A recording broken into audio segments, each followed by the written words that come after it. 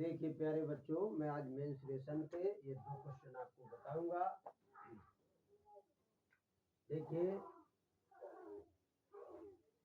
इसमें दिया है 5.6 मीटर लंबे, 5 मीटर चौड़े कमरे के चारों ओर बाहर 2.35 मीटर चौड़ा एक बरामदा बनाया गया है।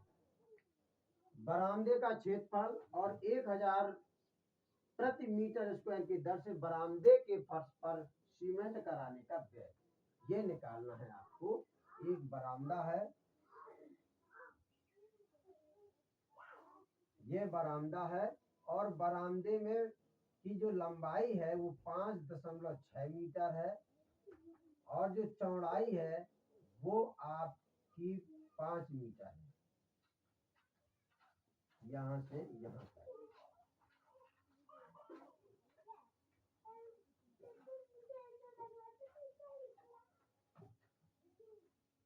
अब इसमें बरामदे के चारों ओर 2.35 मीटर चौड़ा रास्ता है, तो यहाँ से यहाँ तक 2.3 है और यहाँ से यहाँ तक भी 2.3 है, 2.3 है। तो इसका टोटल हो जाएगा 2.35 और 2.35 तो हो जाएगा 4.7।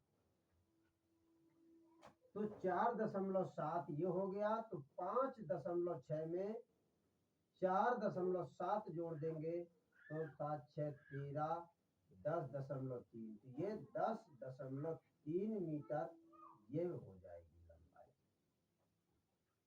इसके बाद इस लंबाई 5 है तो ये 9.7 मीटर ये हो जाएगी, क्योंकि इस लंबाई में इस चौड़ाई में भी 4.7 जुड़ जाएगा, क्योंकि 2.35 यहाँ का हिस्सा, 2.35 ये हिस्सा है। अब यहाँ पर हम ये देखेंगे कि कमरे की लंबाई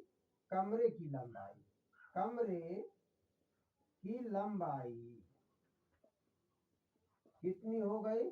5.6 मीटर। कमरे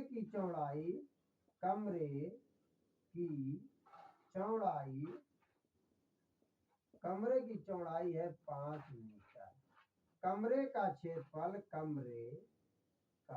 क्षेत्रफल लंबाई गुणे चौड़ाई बराबर 5.6 और गुणे 5 तो हो जाएगा 5 6 का 30, 5 25 3 28 मीटर स्क्वायर। अब इसके बाद हम हल अब करेंगे रास्ता सहित।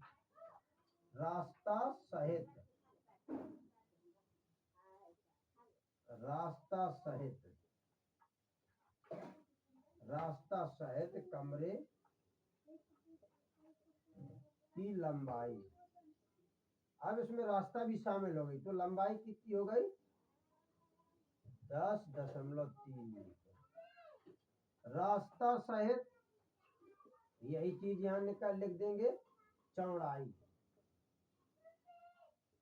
रास्ता सहित चौड़ाई हो गई 9.7 मीटर। रास्ता सहित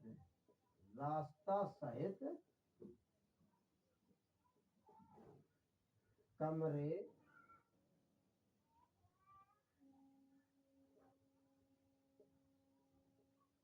का क्षेत्रफल, रास्ता सहित कमरे का क्षेत्रफल लंबाई गुणे चौड़ाई, ये हो जाएगी आपकी 10.3 गुणे 9.7, 7 तिया 21, 7 हो गया, 9 तिया 27, 9 हो गया, तो 1 7 2 9 7 2 9 9, 2 अंक के बाद दशमलव, ये हो गया आपका मीटर स्क्वायर। इसके बाद अब हम निकालेंगे रास्ते का क्षेत्रफल।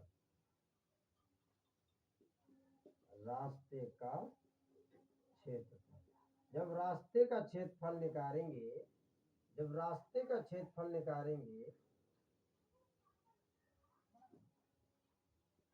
तो कमरा सहित रास्ते का क्षेत्रफल ये है, इसको लिख देंगे, और कमरे का क्षेत्रफल 28 है। ये लिख देंगे, घटा देंगे। 9 में से 8 गया 1 और 9 में से 2 गया 7, ये मीटर स्क्वायर आ गया।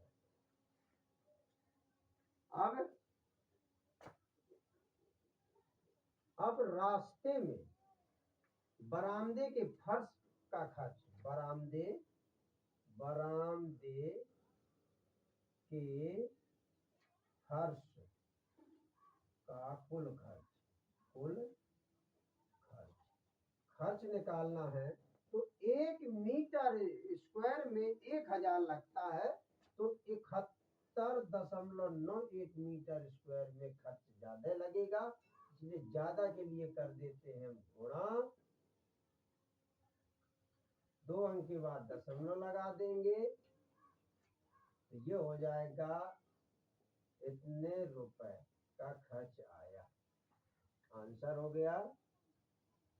दूसरे नंबर का आंसर ये हो गया।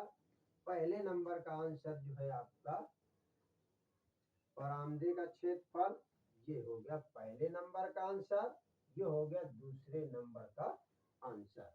अब इसमें है 80 मीटर लंबाई, ये है, ये आकृति है, ये 80 मीटर लंबी है, 80 मीटर लंबी है और 50 मीटर चौड़ी है, यहाँ से यहाँ तक। अब ये कह रहा है आयत के मैदान के 2 पथ बनाए गए हैं जो भुजाएं समांतर हैं, स्पष्ट कर दिया। अगर ये भुजा 80 है तो ये भी 80 होगी, ये भी 80 होगी, अगर ये 50 है तो ये 50 होगी और ये भी 50 होगी। और इसने आगे कह दिया एक दूसरे को लंबवत काटते हैं, लंबवत हो गया, और मैदान के मध्य से होकर निकलते हैं। यदि प्रत्येक पथ की चौड़ाई 4 मीटर है, ये 4 मीटर है, ये 4 मीटर है, ये 4 मीटर है, ये 4 मीटर है, तो यहाँ भी 4 मीटर होगा, यहाँ भी 4 मीटर, यहाँ भी 4 मीटर, यहाँ भी 4 मीटर होगा। इसके अंदर 4 मीटर है। तो अब देखिए प्रथम रास्ता ये मान लीजिए आप, और द्वितीय रास्ता आप इसको मान लीजिए आप, द्वितीय रास्ता, प्रथम रास्ता। प्रथम रास्ते का क्षेत्रफल, प्रथम रास्ते का क्षेत्रफल लंबाई गुणे चौड़ाई, तो प्रथम रास्ते का क्षेत्रफल लंबाई गुणे चौड़ाई, तो चौड़ाई आपकी 50 और लंबाई 4, 5 चौको 20, 200 मीटर स्क्वायर।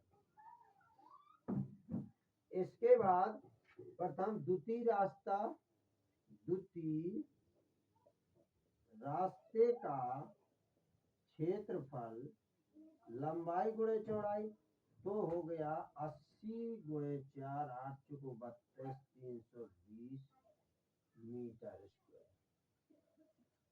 मध्य भाग का क्षेत्रफल, मध्य भाग का क्षेत्रफल, भुजा का स्क्वायर, अर्थात 4 गुणे 4 बराबर 16 मीटर। मध्य भाग का क्षेत्रफल क्यों निकाला? क्योंकि ये क्षेत्रफल जब हमने निकाला था तो बीच का निकल गया था, जब ये निकाला था तब भी बीच का क्षेत्रफल निकला था, इसलिए 2 बार हो गया, तो इसका क्षेत्रफल अलग करेंगे। तो पथों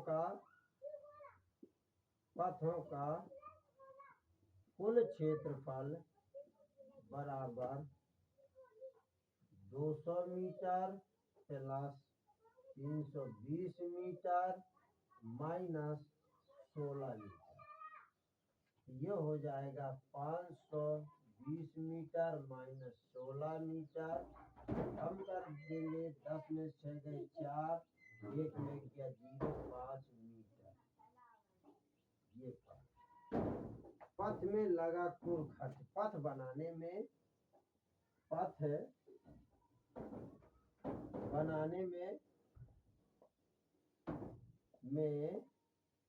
लगा कुल खर्च 504 गुणे 110 रुपए, क्योंकि 1 मीटर स्क्वायर में 110 रुपए, तो 504 मीटर स्क्वायर में कितना लगेगा ये ध्यान देना है। तो 0 0 0 0 इसमें करेंगे 1 का का तो आ जाएगा 405, फिर करेंगे 405 04455, ये आपका आ गया इतने। ठीक है।